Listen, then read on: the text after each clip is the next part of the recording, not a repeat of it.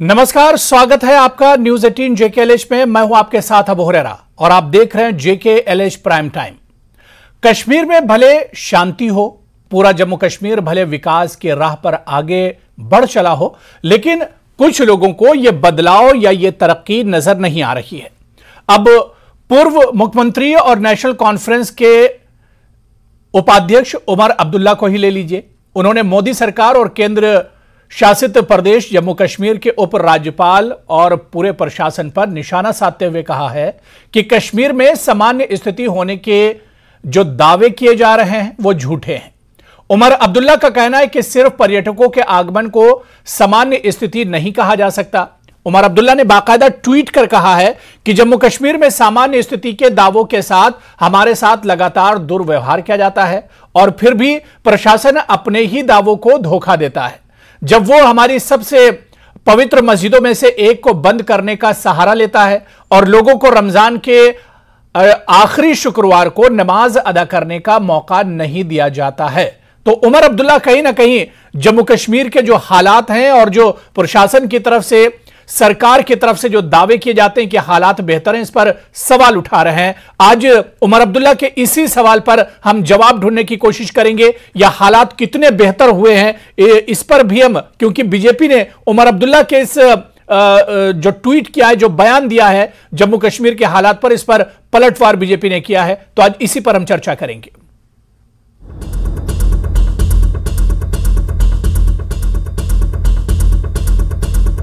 वो इस पर भी राजनीति कर रहे हैं। वो किन कारणों से बंद की थी वो भी ये जानते हैं।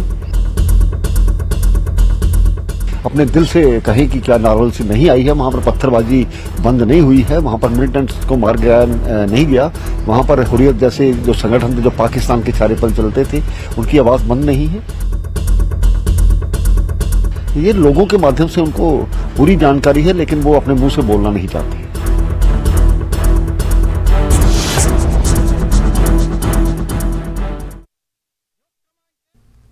तो जम्मू कश्मीर के हालात पर उमर अब्दुल्ला ने सवाल उठाया। आज इसी पर हम JKLH प्राइम टाइम में चर्चा करेंगे। बहुत खास मेहमान मेरे साथ जुड़ रहे हैं। बहुत जल्दी अपने मेहमानों का आपसे इंट्रोडक्शन करा देता हूं। मेरे साथ एडवोकेट मुजफ्फर इकबाल खान साहब हैं, जो कि सीनियर लीडर हैं JKNC से। एडवोकेट RS पठानिया साहब हैं, स्पोक्स पर्सन है बीजेपी से। सुजादा बशीर मेरे साथ जुड़ी हैं, जो कि स्पोक्स पर्सन है DAP से। और जावेद बेग हैं, जो कि सोशल एक्टिविस्ट हैं। सभी मेहमानों का बहुत इस्तकबाल है JKLH प्राइम टाइम में। मैं सबसे पहले एडवोकेट मुजफ्फर इकबाल साहब आपसे ही शुरुआत करना चाहूंगा और सीधे सीधे चर्चा करना चाहूंगा जो उमर अब्दुल्ला ने ट्वीट किया है जम्मू कश्मीर और खासतौर से कश्मीर के हालात को लेकर।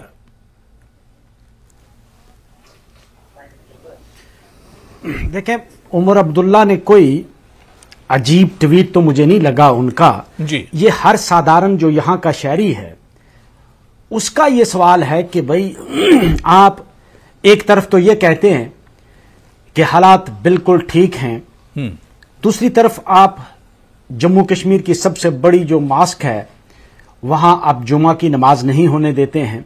आपको फिर डर किस चीज का है जब हालात ठीक हैं? जब आप कहते हो कि चेंज ऑफ हार्ट हो गया है, लोगों का दिलो दिमाग बिल्कुल चेंज हो गया है आपकी नीतियों की वजह से, और आप जो तरक्की का जो दावा, झूठा दावा करते हैं तामीर और तरक्की का, उससे जो है लोग बदल गए हैं। फिर आपको डर किस चीज का है? फिर आप इलेक्शन क्यों नहीं करवा रहे?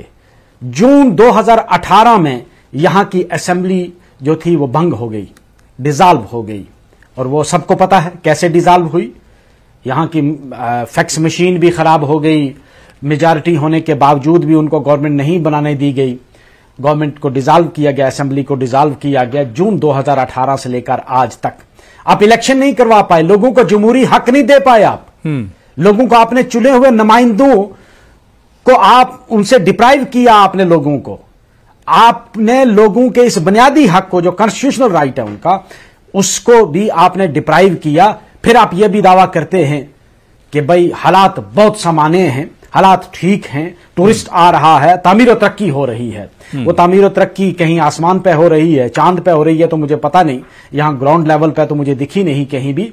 लेकिन अगर उन्हीं की बात मान ली जाए तो उन्हीं के दोहरा मयार है। एक तरफ तो वो ये कहते हैं कि भाई हालात बिल्कुल ठीक हैं, ये जो 370 था, यही हालात, तमाम बुराइयों की जड़ यही थी। हमने उसको खत्म किया तो हालात ठीक हो गए हैं।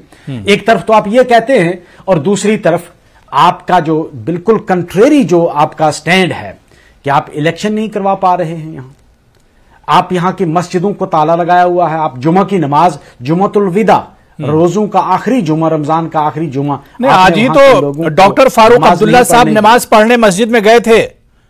आज ही तो डॉक्टर मस्जिदों में ताले कहां लगे? वहां नहीं गए थे, वो किसी दूसरी मस्जिद में गए हैं। तो सारी मस्जिदों में तो ताले नहीं लगे। मस्जिद दिल्ली जो सारी मस्जिदों में तो ताले नहीं लगे। इस पर भी कोई शक है? नहीं, मैं ये कह रहा हूं कि सारी मस्जिदों में तो ताले नहीं लगे। अबू हुरैरा साहब, हर आदमी अपने मोहल्ले, अपने एरिया की मस्जिद में ही नमाज पढ़ता है। जब आपने अचानक मस्जिद में लाख लगा दिया तो उस वक्त वो कहां जाएगा? मुझे बताओ, डाउनटाउन के मैक्सिमम लोग जो हैं वो नौहट्टा वाली मस्जिद में नमाज पढ़ते हैं। ये आपको भी पता है, मुझे भी पता है अबू हुरैरा साहब। तो जब आपने अचानक उस पर ताला लगा दिया तो लोग कहां जाएंगे? अब फारूक साहब तो वहां नहीं पढ़ते हैं नमाज। फारूक साहब तो जहां के रहने वाले होंगे उसके आसपास जो मस्जिद होगी वहां पढ़ेंगे। नहीं, आपने कहा ना कि सारी मस्जिदों में ताले लगा दिए गए कश्मीर में। सबने पढ़, कश्मीर में सारी मस्जिदों को बंद कर दिया गया। आप तो ये कह रहे हैं। मैं ये कह रहा हूं कि जो सच्चाई है वो क्यों नहीं बताई जाती है? आप सीधे सीधे कह सकते हैं कि जामा मस्जिद में नमाज पढ़ने की इजाजत नहीं दी गई।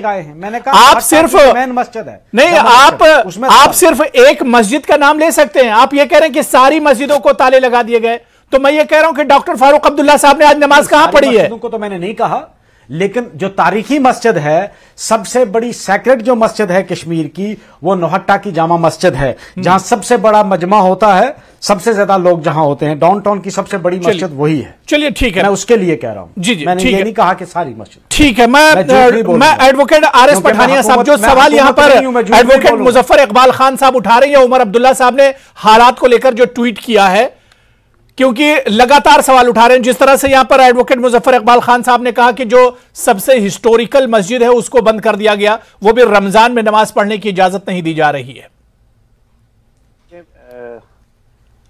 एक बात बड़ी साफ और स्पष्ट है कि हालात का और सिक्योरिटी का जिसे कहते हैं पैमाना जी, वो एक पॉलिटिकल जिसे कहते हैं राजनीतिक कभी नहीं होता।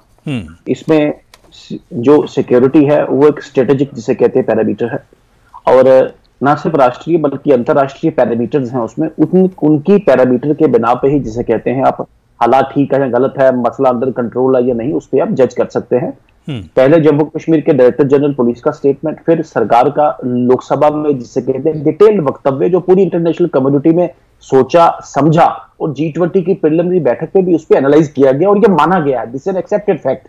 हमने कभी नहीं कहा, मुजफ्फर खान साहब कह रहे हैं with due respect in this one, हमने कभी नहीं कहा कि ऑल इज वेल, लेकिन हमने कहा कि हमने कंसीडरेबल अचीवमेंट जिसे कहते हैं जम्मू कश्मीर में सिक्योरिटी सिनेरियो में अचीव करी है। आज पत्थरबाजी जो माहौल, और उमर साहब जरा कृपा करके अपने गिरबान में जान के भेजे, जिस मस्जिद का आप रोना रो रहे हैं, आपके राज में ईद उल फितर वाले दिन ये मस्जिद बंद रही थी, शब कदर वाले दिन ये मस्जिद बंद रही थी। तो आप कौन सा आईना जिसे कहते हैं जम्मू कश्मीर को, देश को दिखाने की कोशिश करें? देखिए, it is an accepted fact, no political overtones to it, और कोई राजनीतिकरण इसका किया नहीं जाना चाहिए। सिक्योरिटी सिनेरियो जम्मू कश्मीर ने बड़ा कंसिडरेबली अचीव किया है। आज पाक पार से, बॉर्डर पार से जो इन्फिल्ट्रेशन उसमें कमी आई है, और जो नंबर ऑफ जिसे कहते हैं इंसिडेंट्स है उसमें कंट्रोल आया है। कोलेटरल डैमेज जिसे कहते हैं बहुत अच्छे तरीके से कंट्रोल किए। सिक्योरिटी फोर्सेस का मोरल जिसे कहते हैं ऑल टाइम हाई थी। मैं आंकड़े पढ़ूं तो बड़ा लंबा वक्त उसमें आंकड़े पढ़ने नहीं होगा, जो हो चला जाएगा, जो कि लोकसभा में सरकार ने सबके समक्ष। तो ये कृपा करके इस बात पर राजनीति नहीं करे। जम्मू एंड कश्मीर आहिस्ता आहिस्ता विकास की और जिसे कहते हैं कि बेटर सिक्योरिटी सिनेरियो की ओर विकास नजर नहीं आ रहा है। नेशनल कॉन्फ्रेंस को ये विकास, उमर अब्दुल्ला को ये विकास नजर नहीं आ रहा। उमर अब्दुल्ला साहब को किस विकास की आप बात कर रहे हैं? उन्हें रिकॉर्ड नंबर ऑफ टूरिस्ट उनको नजर नहीं आ रहे जम्मू कश्मीर में जो आ रहे हैं, रिकॉर्ड नंबर ऑफ टूरिस्ट। आज G20 का मीटिंग जम्मू कश्मीर में हो रहा, वो नजर नहीं आ रहा। G20 के सारे मुल्क एक्सेप्ट कर रहे हैं कि जम्मू कश्मीर में वाकई बदलाव आया है। We won't say all is well. वो नेशन कॉन्फ्रेंस को जिसे कहते हैं नजर नहीं आ रहा, उनको नजर आ रहा है। तो एक बार के लिए वो भी I need to check it from the authorities कि क्या इस पर बंद किया गया कि नहीं किया गया है। तो that's a separate fact, I don't acclaim that fact. लेकिन इसमें कोई जिसे कहते हैं दो राय नहीं, कोई डिस्प्यूट नहीं, कोई डाउट नहीं कि जम्मू कश्मीर के हालात में एक कंसिडरेबल जिसे कहते हैं चेंज आया है। ठीक है, एडवोकेट मुजफ्फर इकबाल साहब, मुजफ्फर इकबाल साहब, जो बात यहां पर आरएस पठानिया जी कह रहे हैं, क्या यह बदलाव नहीं है? चाहे पत्थरबाजी की बात आप ले लीजिए, डेवलपमेंट हो रहा है, टूरिस्ट आ रहे हैं, और आपने कहा कि मस्जिद में, तो जिस तरह से पठानिया साहब ने कहा कि उमर अब्दुल्ला साहब के दौर में भी जामा मस्जिद बंद थी, लॉ एंड ऑर्डर के हिसाब से, सिक्योरिटी के हिसाब से, तो ये चीजें तो होती रहती हैं। अब बदलाव आपको नजर क्यों नहीं आता है? ईद वाला दिन, शब वाला दिन बंद थी। मैं इस हद तक पठानिया साहब से एग्री करता हूं जी कि जम्मू कश्मीर की सिक्योरिटी को कभी भी पॉलिटिकल इशू नहीं बनाना चाहिए, लेकिन पठानिया साहब से मेरा एक ही सवाल होगा, एक ही विनती है मेरी, कि इसको पॉलिटिकल इशू किसने बनाया? जम्मू कश्मीर को पूरे मुल्क में सियासी मुद्दा किसने बनाया?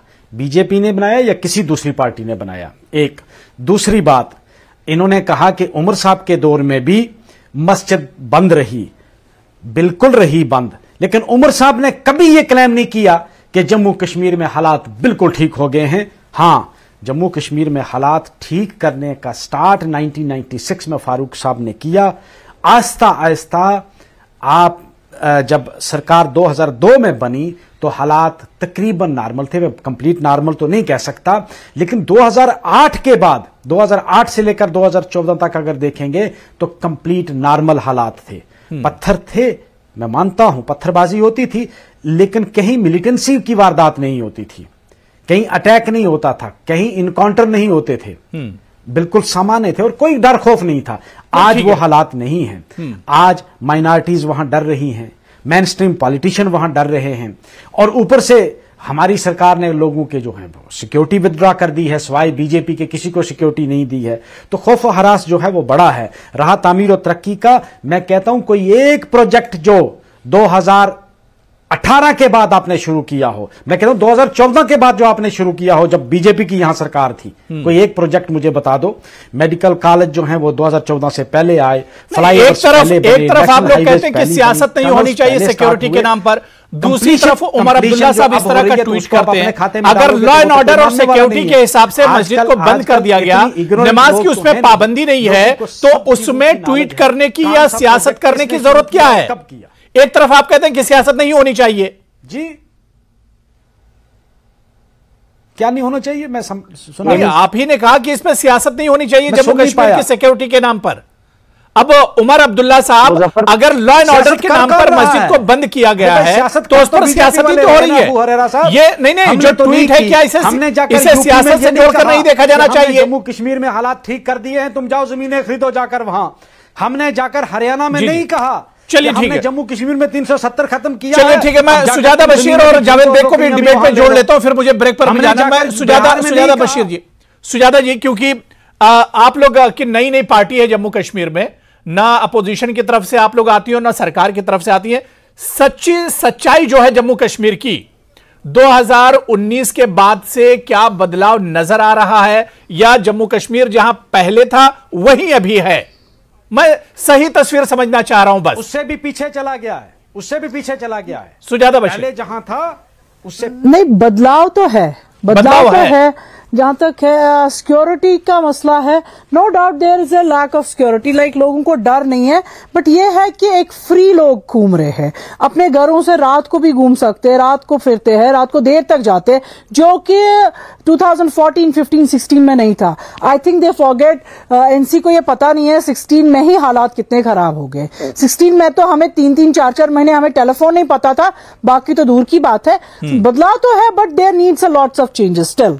नो डाउट मस्जिद बंद है, बंद नहीं होनी चाहिए। अगर खोल देते हैं, अगर लग रहा है गवर्नमेंट ऑफ इंडिया को लग रहा है कि ये मस्जिद खोलने से एकदम लोगों के जो ये बोल जो रहे हैं कि यहां जी अभी भी हालात सही नहीं है, बट हालात तो सही है। जैसे हम लोग डाउनटाउन जाने में डरते थे, बट आज वैसा हालात नहीं है, पथराव नहीं होते हैं, लोग घूम रहे हैं, स्कूल्स ऑन है, बच्चे कॉलेजेस जाते हैं और पढ़ाई लिखाई हो रही है। लोगों के एक गवर्नमेंट एम्प्लॉय को पूरी तरह से एक टाइटनेस हो रही है कि आपको जॉब करना है, जो कि यहां नहीं था। चेंज तो है, बहुत सारी चेंजेस है, but it still need some changes here. नहीं, बिल्कुल जाहिर सी बात है कि एक बदलाव हो रहा है, लेकिन इसमें अभी और ज्यादा बदलाव की जरूरत है, इस पे और बहुत ज्यादा काम करने की जरूरत है। बिल्कुल सही सुजादा बशीर जी, आपने सही जो तस्वीर है उस पर आपने बात की है। मैं जावेद बेग जी, मैं सुजादा बशीर जी दोबारा से आता हूं आपके पास। मैं जावेद बेग जी, जावेद साहब, उमर अब्दुल्ला का जो ट्वीट है इसे किस तरह लिया जाए? क्या वाकई में ये पॉलिटिकल ट्वीट है, पॉलिटिकल बयान है? क्योंकि जम्मू कश्मीर की सिक्योरिटी बहुत सेंसिटिव है कश्मीर, और वहां की सिक्योरिटी पर इस तरह से सवाल उठाना, प्रशासन पर सवाल उठाना, और मस्जिदें इससे पहले भी बंद होती रही हैं लॉ एंड ऑर्डर के नाम पर। शुक्रिया अबू हुरैरा साहब। उमर साहब चूंकि खुद इस स्टेट के हेड रहे हैं जो कि अभी यूनियन टेरिटरी है, और उनके दौरे इक्तदार में जम्मू कश्मीर बिलखुसूस वादी कश्मीर जिनेवा नहीं बना था, बल्कि उनका जो वो दौरे इक्तदार था या फिर फारूक अब्दुल्ला साहब का दौरे इक्तदार था, उसमें दुनिया भर के जितने जुल्म सितम वो कश्मीरियों पे डाले गए। आज के डेट में चीजें 100% ठीक नहीं हुई है, लेकिन 90% चीजें बेटर हुई है। जो अभी सुजादा बशीर जी आंकड़े गिन रही थी वो बिल्कुल साफ है।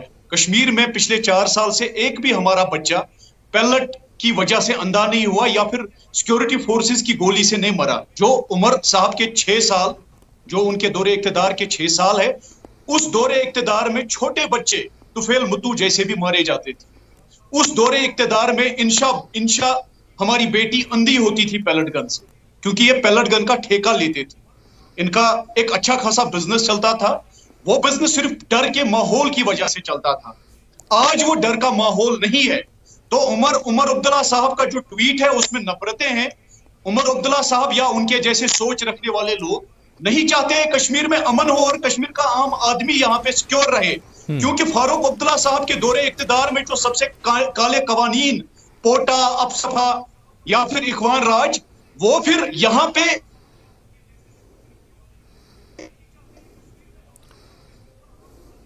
तो बिल्कुल चलिए इसी पर हम लगातार चर्चा करते रहेंगे कि क्या वाकई में उमर अब्दुल्ला का ये जो ट्वीट है, ये बयान है, क्या ये सियासी बयानबाजी है जिस तरह से ट्वीट किया गया है। तमाम मेहमान मेरे साथ जुड़े हुए, बहुत छोटा सा मुझे ब्रेक लेना है, ब्रेक के बाद लौट कर आते हैं।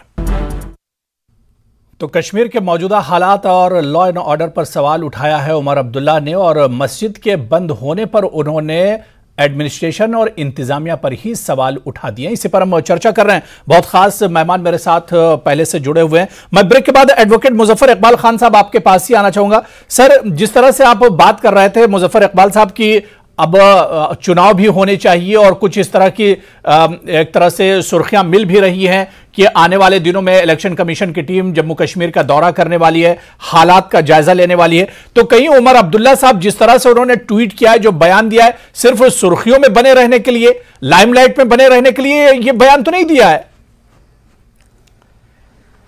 अबू हुरैरा साहब, क्या आपको लगता है कि उमर अब्दुल्ला को लाइमलाइट में रहने के लिए एक ट्वीट की जरूरत है? क्या आपको लगता है कि उमर अब्दुल्ला एक ऐसी शख्सियत है कि उसको एक ट्वीट करनी है और फिर वो लाइमलाइट में रहेगा? अरे भाई, वो तो लाइमलाइट में आने के लिए, तो फिर इस ट्वीट की जरूरत क्या है? जब उमर अब्दुल्ला के दौर में मस्जिद बंद हो सकती है, तो क्या वो आज के दौर में मस्जिद बंद नहीं हो सकती है लॉ एंड ऑर्डर के हिसाब से? करना लीडर का काम है। हकीकत बयान करना, जो वो सच्चाई से हकीकत बयान करना लीडर का काम है।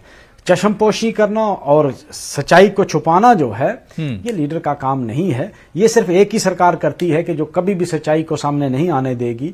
वो झूठ का पलंदा जोड़ती रहते हैं और लोगों को, आप चुने हुए लोगों को आप चैनल पर लाकर डिबेट में ये कहलवाना कि नहीं जी हालात बिल्कुल ठीक हैं। अगर हालात ठीक हैं तो मुझे ये बताओ, जो माइनॉरिटीज के लोग थे, आप उनको प्रोटेक्शन क्यों नहीं दे पाए? किसी ने ये नहीं कहा कि हालात ठीक है, सब ये कह रहे हैं कि हालात पहले से बेहतर हुए हैं। यहाँ 6 महीने तक बेचारों ने स्ट्राइक की, उनको टारगेटेड किलिंग क्यों हुई? आपके इनकाउंटर आज भी चल रहा था शुपियान में।